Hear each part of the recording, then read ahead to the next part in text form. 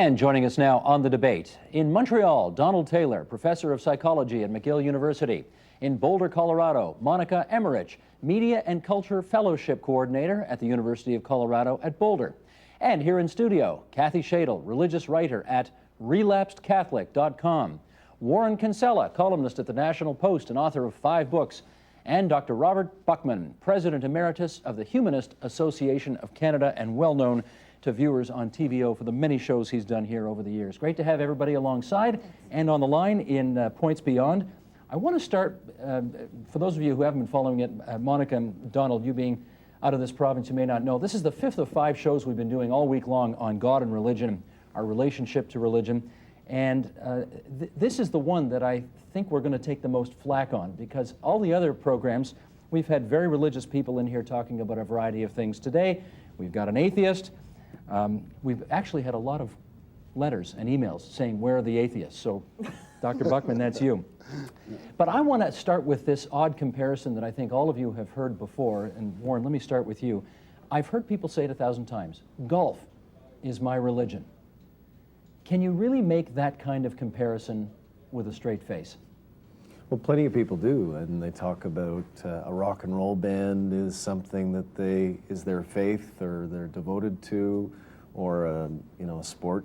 I mean, you see in the United States all the time, you see people praying before high school football games, like it's some mass religious event. And you're probably actually taking your life in your hands for making fun of it. So, yeah, I guess to some people it is. It isn't for me personally. It actually kind of creeps me out at some level. But yeah, there are many people who associate traditionally non-religious things, and they are devoted to it in the way that you would be traditionally devoted to your faith. Monica, I don't know how much NFL football you follow, but I did notice that after the Indianapolis Colts won the Super Bowl this year, and sorry for your Broncos that they weren't there, I did notice somebody holding up a sign in the stands in Miami in the pouring rain, and the sign had one word on it. It said, redemption. As in the Colts had come so far in the past and never quite made it, but this year they made it, and they were somehow redeemed by winning this game. What do you think of that?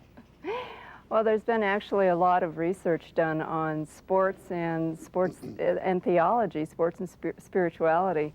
And, this has been a comparison that we hear a lot, that people are finding some sort of expression of their spiritual life through their love and fondness for sports. So it doesn't come as a surprise to me. In fact, we have a couple of our doctoral students at the University of Colorado doing their dissertations on sports and the media and spirituality. Kathy Shadle, at the end of that football game, as often happens, numerous numbers of players got down on the field on one knee. They said a prayer. The Indianapolis Colts head coach thanked God for the victory and said God was responsible for his team winning. What do you think of that? Well, it's something that's a bit foreign to me, and I think it comes from in this particular case, it sounds like it comes from a really genuine place. What worries me more isn't the presence of spirituality in something like sports. I'd rather see it than not see it. I'd rather see people, even in a way that I don't understand or approve of, at least acknowledging the existence of God. What I find more disturbing is when people invest spiritual energy into things that are absolutely not religious at all. And like what what? I mean is, well, I think the latest one has to be environmentalism. That's really become the new pagan faith for a lot of people. I'm not saying this out of malice. I think that we have an inner need to worship something. And unfortunately, we often turn that attention to something that isn't God, which is, a long time ago they called it idolatry. And it's not a new phenomenon. It's the law against that is the first of the 10 Commandments, and that's 5,000 years old. So this isn't a new phenomenon. It really doesn't have anything to do so much with Hollywood stars or sports and being addicted to gambling or anything like that. It goes back a long way in human history. Let me go to Donald Taylor next. Does any of this offend you, this notion of treating sports like it were a religion, or as Warren said, a rock and roll group, for example? A little bit, and I must say, as someone who plays a bit of rock and roll and has done athletics all his life, let's start with that simple expression you began with, golf is my religion. I honestly think that when people say that, they know they're not making the ultimate spiritual expression. I think what they're saying is nothing more than golf is important in my life. And I think that what we see in language everywhere is extremism. So you don't say any longer, oh, I'm a little offended. We use awful swear words to define our situation, which are really over the top compared to what the situation calls for.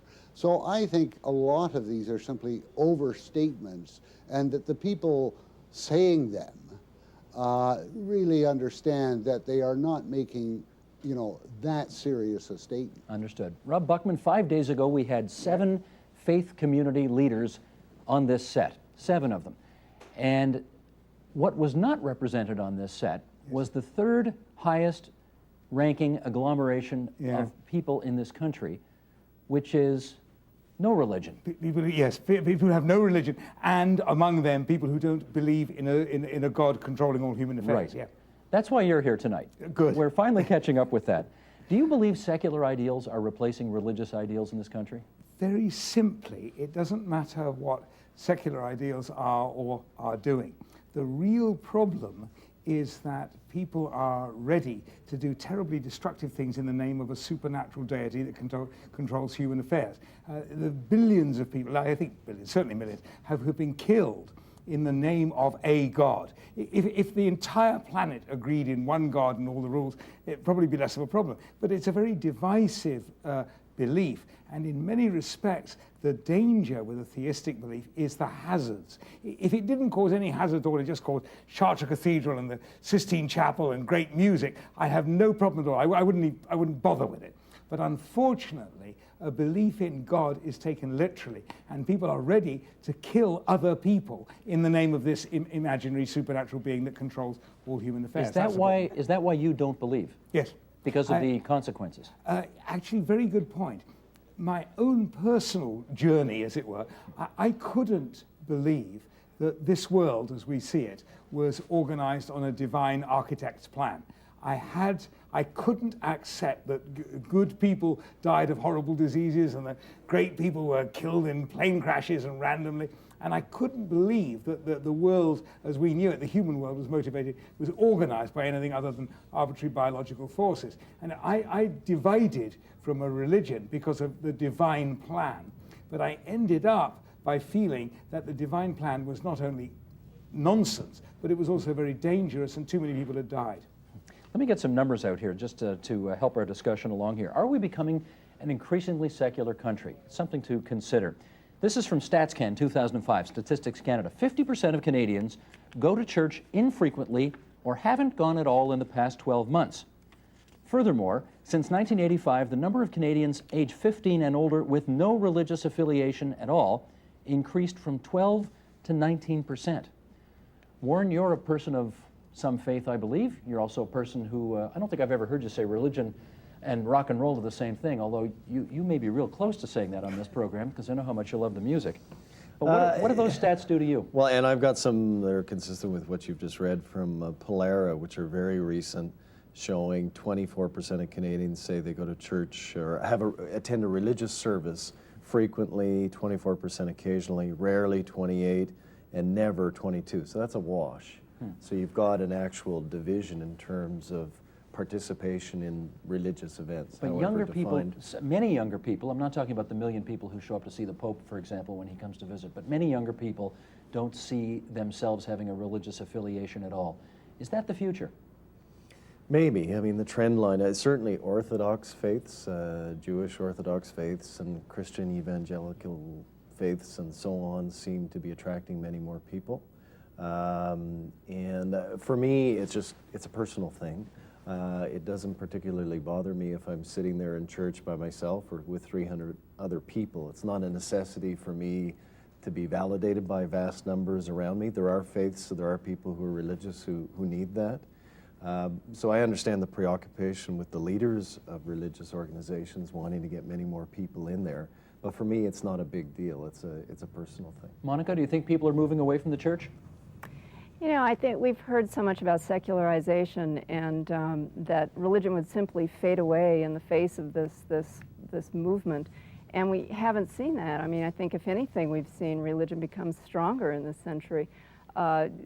It's a myth. And I think that we also have to look at what we mean by religion. Religion has always shaped itself and formed itself around the social conditions of the time and the geographical location that it appears in. So, you know, when we talk about changes in religion, yes, I'm sure that there are changes in religion and the shape of that. And spirituality, the way people vocalize that and articulate spirituality, that is one of the manifestations I think we're seeing. The question, the interesting question is, why are we seeing an appearance and a re-articulation of spirituality in the popular culture? Why is that happening? Why are people seeking other ways to express their spiritual beliefs outside of the formal institutions of religion? Well, those questions we've been answering all week long. I want to focus still on this program on the notion that secular lifestyle or other things entirely are also, in the eyes of some, worth worshiping. What do you see on that front, Kathy? Worth worshiping. Well, that's really a tricky one. I think that we've got a few generations of people now who are what I would call unchurched. They literally have no notion of basic religion. Having gone to Catholic school from, well, it used to be called nursery school, and we used to have grade 13, it was really startling to me to meet people in my 30s whose only exposure to the Bible was Linus reading from Luke in Charlie Brown's Christmas every year. Absolutely no idea, had never read the Bible even as literature. And, you know, the old Spinoza saying is that each man has a God-shaped hole that only God can fill. And as I said earlier, I think people who aren't aware of that look to fill that God need in something that vaguely sort of resembles religion. Oftentimes it can be in politics, the Communist Party being an excellent example, I think, of something that looked almost enough like religion that it attracted a lot of people. And contrary to what Dr. Buckman said earlier, about 100 million people have been killed by atheist communism as opposed to, you know, a much lower number of Christians doing the killing. I don't think you'd be upset if we banned that too. Well, I don't know, but I'm just correcting a very common misperception. But yes, I think that people without knowing it and having been so divorced from organized religion and references to religion, unless it's on South Park and Jesus is on there one night. I mean, that's really it for a lot of people. And so they're looking for something, you know, looking for love in all the wrong places, sort of thing. Rob, would you like to see more people turning away from the church? Yes. You would I like would it. love religion to become a personal thing. And what we're hearing is, I don't want to argue with Monica too much, but the statistics are absolutely against it. People are not going to church, people are not being members of organized religion in increasing numbers, not a majority. But they're increasingly spiritual. That's exactly right. And what I say in my book is, you know, if when you pray, you're looking up there and you're saying, you know, let the Broncos win, please God, or whatever it is, that's a spiritual, that's a God, a theist belief. If you're looking inside for strength and comfort and support, and you get a communality, a sense of community with other people who are looking the same, terrific. If religion did nothing except make people feel happier and cope with bad times better and better at rejoicing, joining other people, terrific. It's the killing and division that in the name of the God, the person upstairs, that I disagree with. Don Taylor, comment in on that point, if you would. Well, as I'm hearing the discussion unfold, I go back to your original statistics where it was sort of agreed, well, there's some people who are religious and going to church and others who are moving away from it. I would say, given our current world circumstances, we should be seeing a stampede toward formal religion, and we're not. By that I mean that in a world of globalization and information overload, there's a tremendous need psychologically in all of us to return to the predictable, to return to what we understand, to return to the simple as a kind of refuge. And I think we're seeing this in all kinds of the rising of ethnic identities that become more and more local. Now, given that, you would think that religion would be an attractive alternative, and yet it is not. So one of the points that I would look to is, A, why is the church not serving that identity function? But second, as one might predict, the religious institutions that aren't attracting people are the extreme ones. The extreme right Christian, the jihad, and on and on. And that, I think, personally, I think that's worrisome, but I think its function is to help individuals cope with a complex, fast-paced, global universe. And I am hoping that ordinary people like me will have some reasonable alternatives to turn to for a constructive identity. Well, let me put a few of them on the table here, Moore, and I'll start with you to try and comment on these. Let's expand our definition of religiosity here, if you like. We heard Kathy bring up the example earlier of environmentalists who see themselves on, many, not all obviously, but some who see themselves on a holy crusade to save the environment almost as if it were a religion. You know, punk rock, the stuff that you love very much. Many people see that as more than just a way of life. Does that stuff go too far from time to time? Sure. You know, and in my last book, I wrote about a couple people for whom it did, on both the left and the right. One young guy from Toronto went to De La Salle, steeped in a religious education, and became involved in an organization called the Church of the Creator, which is the most aggressively secular white supremacist organization in the world. And they kill people. They brag about killing cops and so on.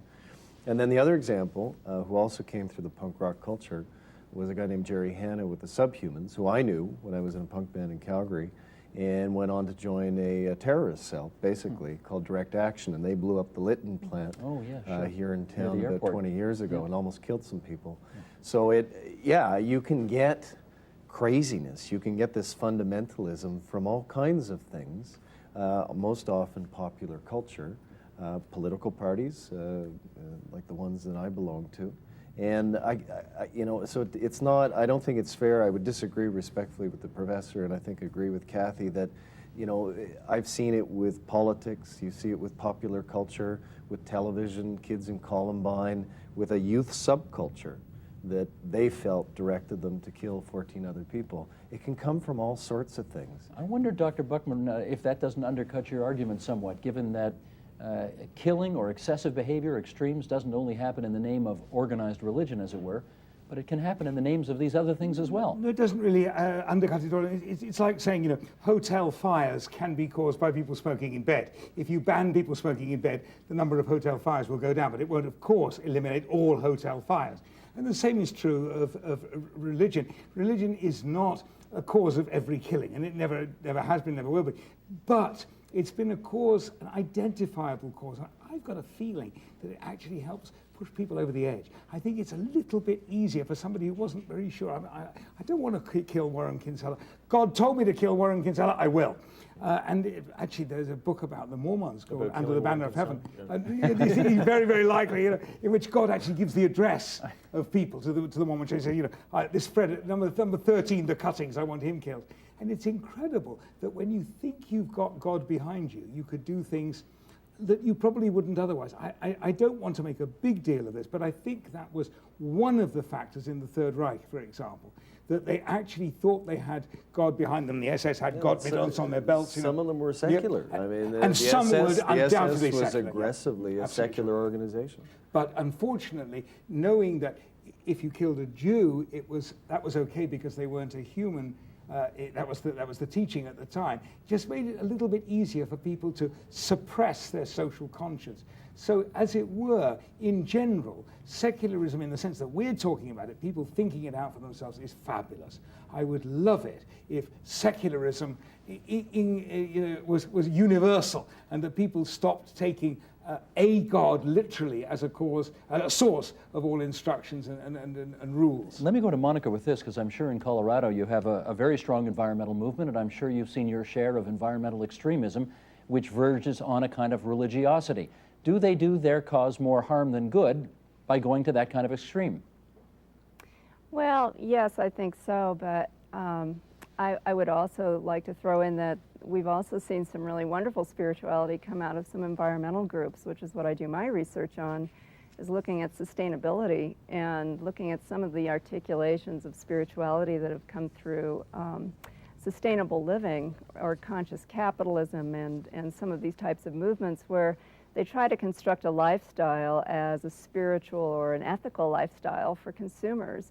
And the environment is one part of that. So in that sense, we have a spirituality that perhaps is benign. Whether it goes far enough in solving environmental problems is another question. But the people that we're talking to in our ethnographic studies about this say, yes, it's very important for me to be able to express spirituality, not necessarily religion, spirituality through all these different parts of my life so that I can bring them together in some sort of logical, seamless narrative about my identity.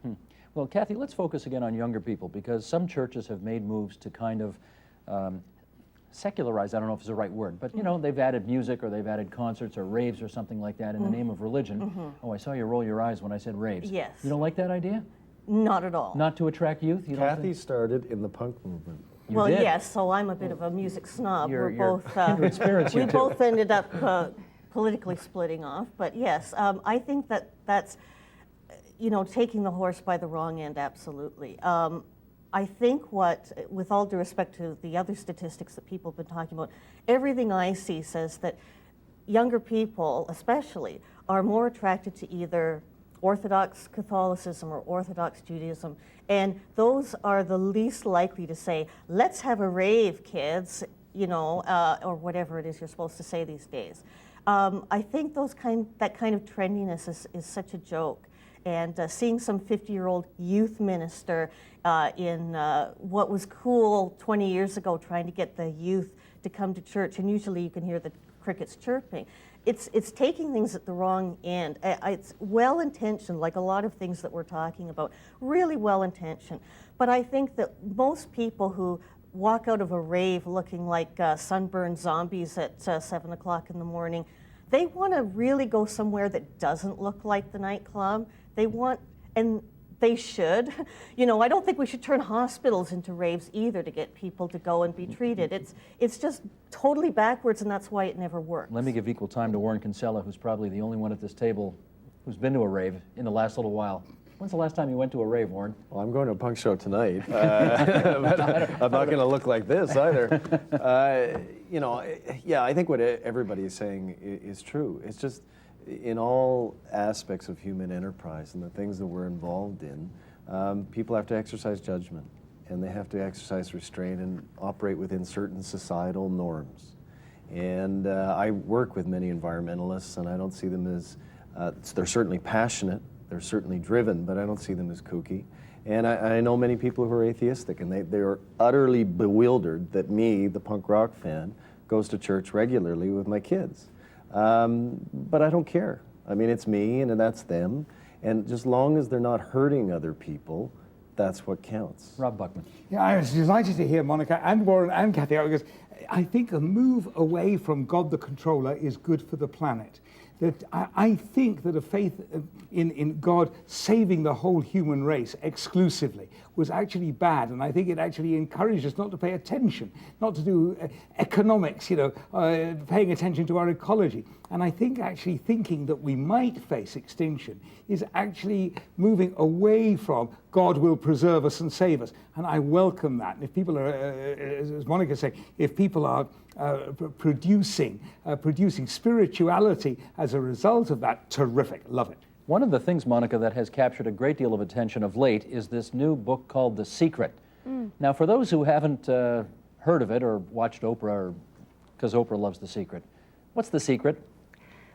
Well, The Secret is a film and a book produced by Rhonda Byrne, and it's in documentary style. And The Secret is basically based on the law of attraction.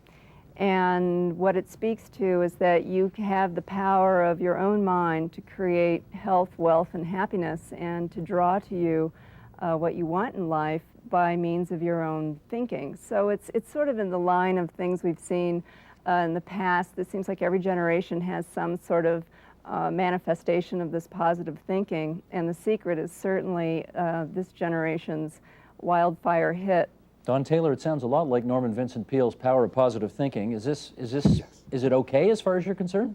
Well, I mean, it's pointing to the power of psychology to impact the physical reality, and I mean, there's no question about that. The theme, however, that I would come back to, that I keep hearing again and again, is everyone needs to belong, and to belong with feeling, apparently, to a group. And the one common theme, be it a punk band or the punk movement or the current version of hip hop, whether it's secular or religious, it is the size. In other words, it seems to me that we strive for two things. We want to belong and have a template that we can live by, that's in a group that is distinctive, meaning different, and of such a size that it's manageable. And I think when religion gets too big, when the environmentalist movement gets too universal, when a music movement gets too big, it'll start to get subdivided, and that's where people will go for their identity needs. Let me follow up with Warren on that. Are you a liberal because, big L liberal that is, because you felt a need to belong to a political party, and do you go to church out of this, what Don refers to as this I need got to into belong? it. I was in the punk movement in Calgary, and the National Energy Program happened, and all these guys, the Keeksters and the Zundels, they all came together in that crucial summer.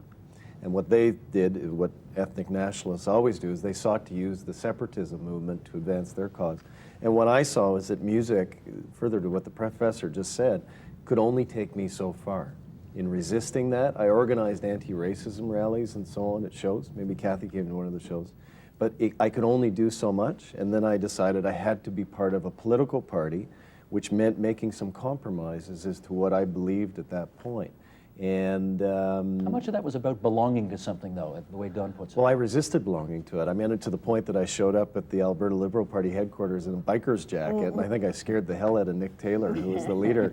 And but it ended up being something that was worthwhile for me doing.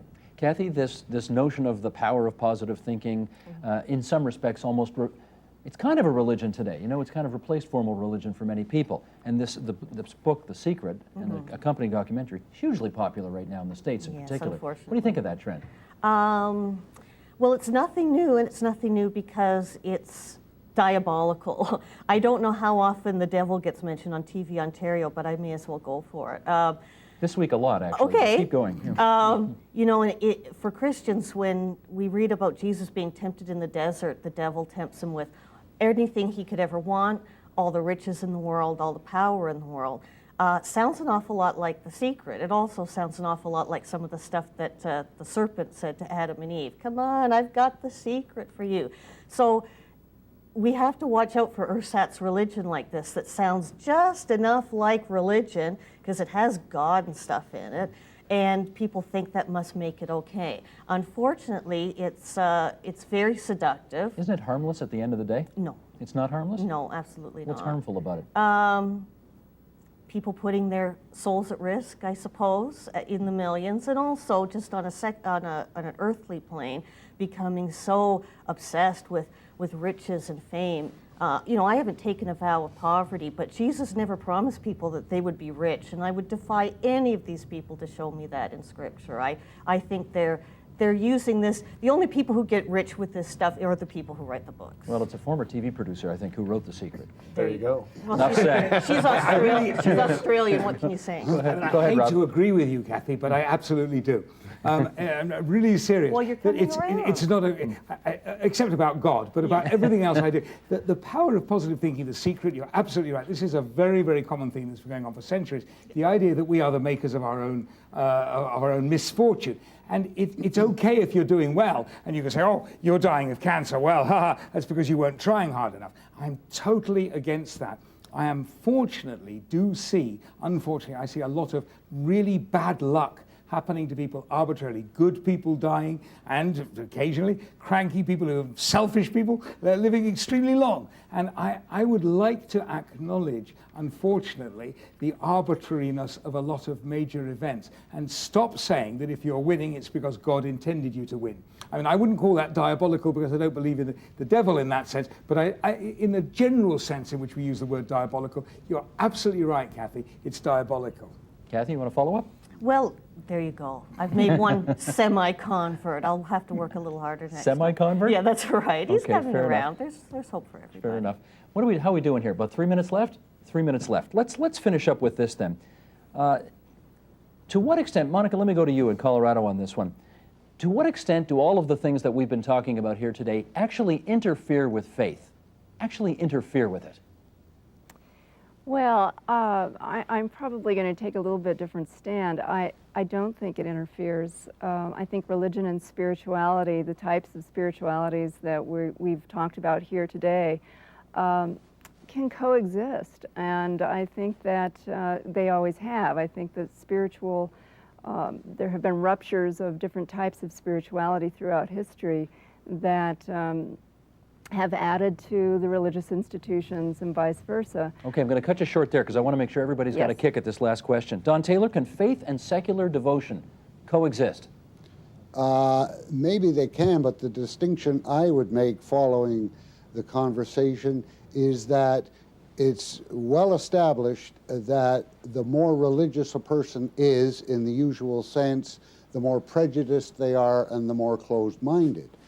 However, the more spiritual one is, that's a different phenomenon. So those have to be disentangled. Kathy Shadle. Well, that's odd.